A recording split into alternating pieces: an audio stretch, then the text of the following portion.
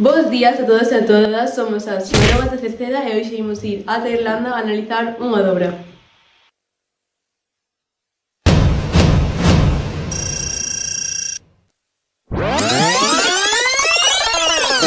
Atópome en Irlanda, concretamente en Braidhead, e aquí atopamos esta polémica formación rochosa. Podemos ver que está formada por a compresión tectónica de dúas montañas. As dobras son esforzos tectónicos que se exercen sobre as rochas e prodúcense cando sofren esforzos de compresión en zonas de colisión.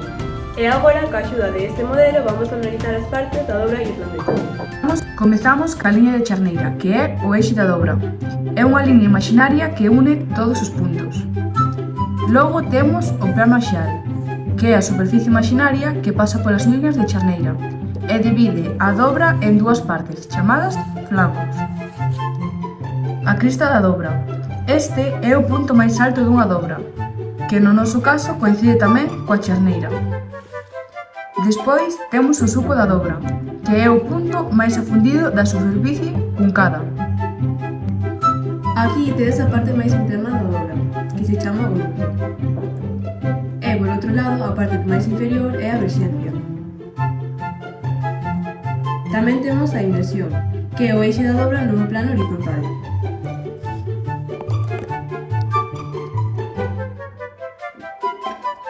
O uzamento, que é o ángulo de inclinación.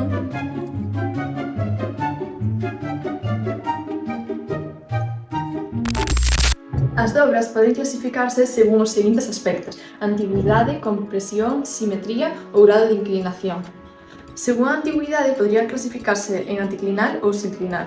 No noso caso, é anticlinal, porque os extractos máis antigos encóntranse no centro e ten unha forma de A.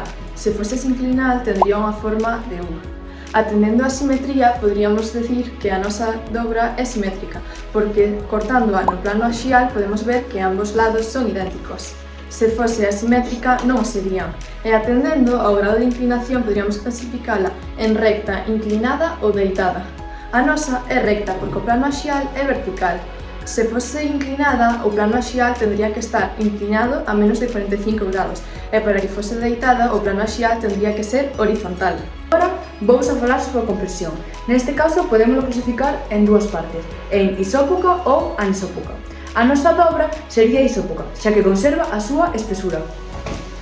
E por último, podemos clasificala por asociacións, que no noso caso serían anticlinorios, pero tamén podría ser sinclinorios.